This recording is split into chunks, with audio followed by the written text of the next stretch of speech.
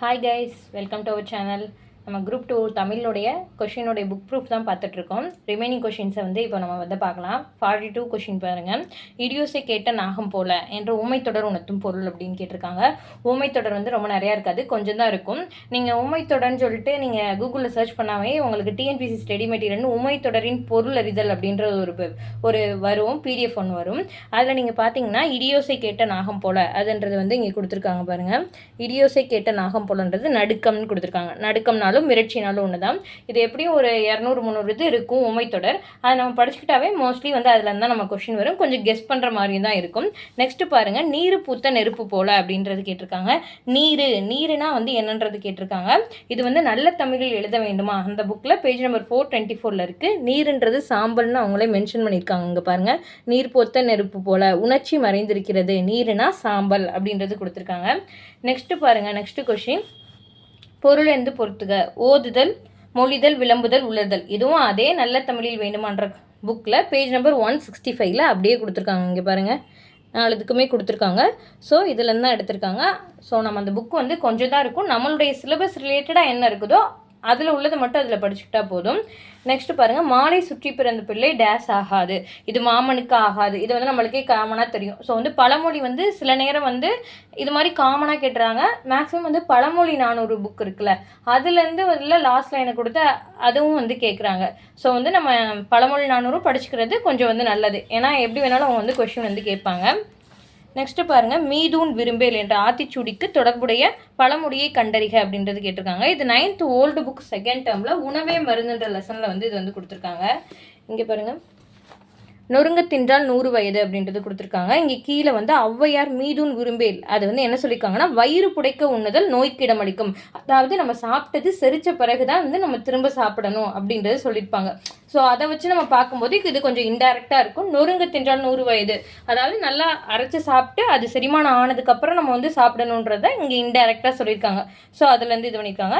Next question பாருங்கள், புவியியல் மற்றும் சுரங்க ஆணையர் அலுவலகத்தில் உள்ள வேதியியல் ஆய்வகம் மேம்படுத்துறதுக்கு நம்மளுக்கு கொடுத்துருக்காங்க, ஒரு அறிவிப்பு கொடுத்துருக்காங்கன்ற மாதிரி கொஸ்டின் கேட்டிருக்காங்க. இங்கே பாருங்கள், சுரங்க ஆணையர் அலுவலகம் அப்படின்றது கொடுத்துருக்காங்க. புவியியல் மற்றும் சுரங்க ஆணையர், இதுலேருந்தே நம்ம சுரங்கன்றப்ப இயற்கை வளங்கள் துறை அப்படின்றதே நம்ம கொஞ்சம் கெஸ் பண்ணி போடலாம். ஸோ இது கொஸ்டின் கொஞ்சம் ஓரியன்டாக உள்ள கொஷின் தான்.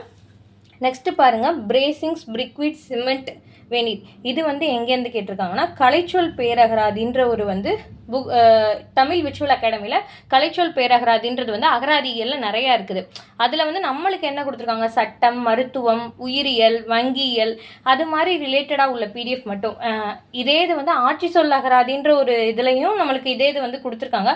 அதனால் ரொம்ப நிறையா 1500 பேஜுக்கு மேலே இருக்குது. நிறையா நம்ம படிக்க வேண்டியதாட்டி இருக்குது. இங்கே இதுலேயும் கொஞ்சம் கூட தான் இருக்கும். இருந்தாலும் நம்மளுக்கு அந்தந்த துறை சார்ந்ததுன்றப்ப எடுக்கும்போது கொஞ்சம் அதை கம்பேர் பண்ணும்போது கம்மியாக இருக்கும். ஸோ இது டைரெக்டாக அந்தந்த அதுலேருந்து தான் கேட்டிருக்காங்க. அதாவது கலைச்சொல் பேரகராதியில் புவியியல் தனியாக இருக்குது, அதில் பொறியியல் தனியாக இருக்குது. அதுலேருந்து தான் இந்த கொஷின் நம்மளுக்கு கேட்டிருக்காங்க.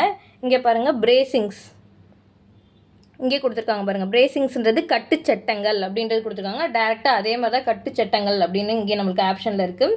நெக்ஸ்ட் இங்கே பாருங்கள், வெனீர். வெனீர்ன்றது மெல்லுரைன்னு இருக்கா, இங்கே வெனீர்ன்றது மெல்லுரைன்ற ஆப்ஷனில் இருக்குது.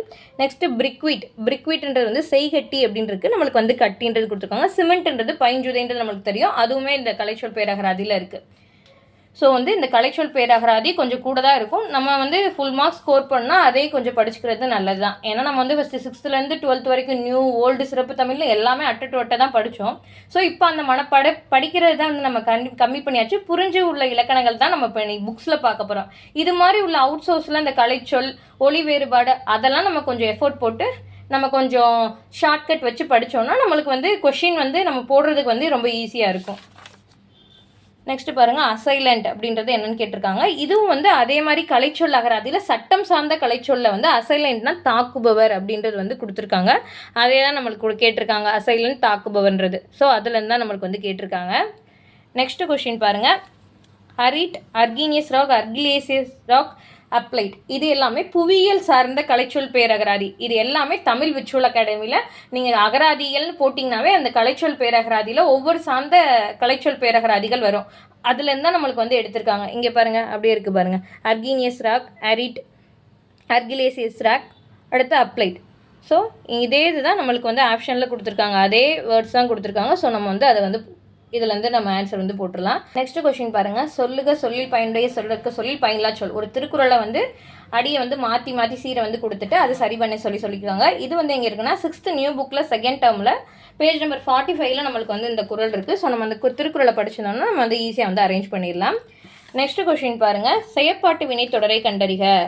செயற்பாட்டு வினையும் தன்வினையும் நெக்ஸ்ட் அடுத்தது கேட்டிருக்காங்க. இது 10th ஓல்டு புக்லேயும் இருக்குது, 9th நியூ புக்லேயும் இருக்குது.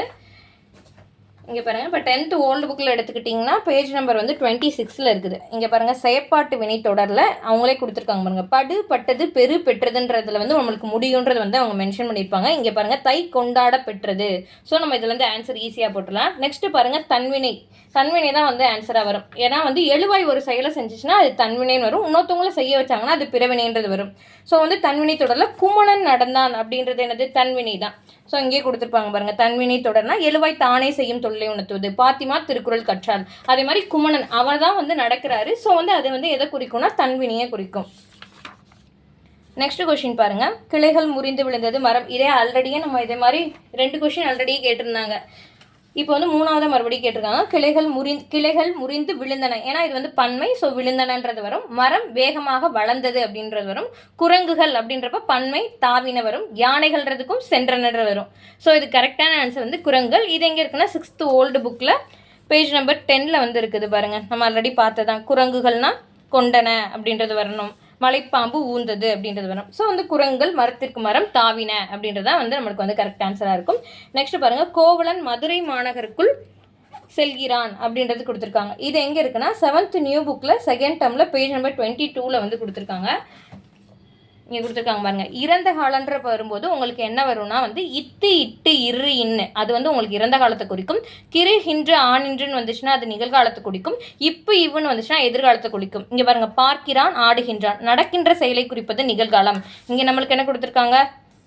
செல்கிறான். இங்கே நம்மளுக்கு பார்க்கிறான்னு கொடுத்துருந்தாங்க, நம்மளுக்கு வந்து செல்கிறான்னு கொடுத்துருக்காங்க. ஸோ இது வந்து என்ன காலம்னா நிகழ்காலம் அப்படின்றத வரும். நெக்ஸ்ட் கொஸ்டின் பாருங்கள். புல்வாய் நவ்வி உலை ஆகியவற்றின் பெண்ணை குறிக்கும் சொல்லை கண்டறிக அப்படின்றது எடுத்துருக்காங்க.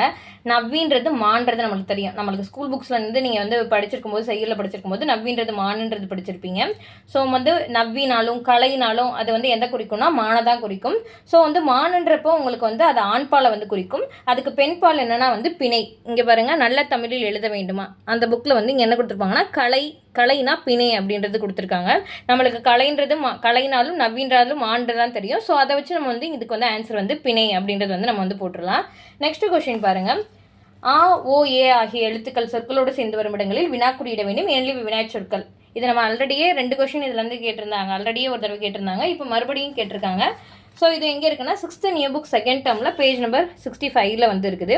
இங்கே கொடுத்துருக்காங்களா அதே எழுத்துக்களை கொடுத்து இது வினா எழுத்துக்கள்னு கொடுத்துருக்காங்க. ஸோ வந்து உறுதி கூற்று சரி, காரணம் சரி, ரெண்டுமே சரியானது தான். நெக்ஸ்ட் பாருங்கள், பிரிக்குறியை உள்ளடக்க பயன்படுத்தும் நிறுத்தற் குறியீடு எது அப்படின்னு கேட்டிருக்காங்க. இதுவும் எங்கே இருக்குன்னா நல்ல தமிழில் எழுத வேண்டுமால பேஜ் நம்பர் 372ல் இருக்குது. இங்கே கொடுத்துருக்காங்க பாருங்கள், பகர அடைப்புக்குறி பிறைக்குறியை உள்ளடக்க இப்பகர அடைப்புக்குறி வந்து பயன்படும் அப்படின்றது கொடுத்துருக்காங்க. ஸோ ஆன்சர் வந்து பகர அடைப்புக்குறி தான். நெக்ஸ்ட் கொஸ்டின் பாருங்கள். தேவனைய பவனார் கூட்டுக்கிளவிய புனர்வாக்கியம் என்று எதனை கூறுகிறார் அப்படின்றது கேட்டிருக்காங்க. இதுக்கு ஆன்சர் வந்து ஒப்புமைப்படுத்தலைன்றது வந்து கவர்மெண்ட் கீழே கொடுத்துருக்காங்க. பட் ஆனால் வந்து இது எங்கே இருக்குதுன்றது தெரியல. ஸோ இது வரைக்கும் நம்மளுக்கு வந்து 2 கொஸ்டின் வந்து எந்த இதில் இருக்குது. ஆல்ரெடி உத்தமம்னு ஒன்று பார்த்தோமா போன வீடியோவில், அது எங்கே இருக்குதுன்றது தெரியல. இந்த கொஸ்டின் 2 கொஸ்டின் வந்து நம்மளுக்கு இது வரைக்கும் எங்கே இருக்குன்றது தெரியலை. நெக்ஸ்ட் கொஸ்டின் பாருங்கள், 60 கொஸ்டின். அடவி என்ற சொல்லின் பொருள் என்னன்னு கேட்டிருக்காங்க. இதுக்கு வந்து காடு. இது நிறைய இடத்துல இருக்கும். இங்கே 9th ஓல்டு புக்கில் ஃபஸ்ட் டைமில் பாஞ்சாலி சபதத்தில் வந்து இது வந்து கொடுத்துருக்காங்க பாருங்கள். இங்கே வந்து அடவின்றது வந்து காடு அப்படின்றத மென்ஷன் பண்ணியிருக்காங்க. ஸோ நம்ம வந்து இப்போ வந்து ஒரு 20 கொஸ்டின் பார்த்தாச்சு. ஸோ இது வரைக்கும் எந்தெந்த புக்ஸ் வந்து இருக்குன்றது உங்களுக்கு தெரிஞ்சிருக்கும். நெக்ஸ்ட் நம்ம ரிமைனிங் கொஸ்டின்ஸையும் பார்த்துட்டு எந்தெந்த புக் லிஸ்ட்ன்றதை வந்து நான் வந்து கேட்டிருக்காங்கன்றதை லாஸ்ட்டில் நான் வந்து சொல்கிறேன். தேங்க்யூ ஃபார் வாட்சிங். Please subscribe my channel.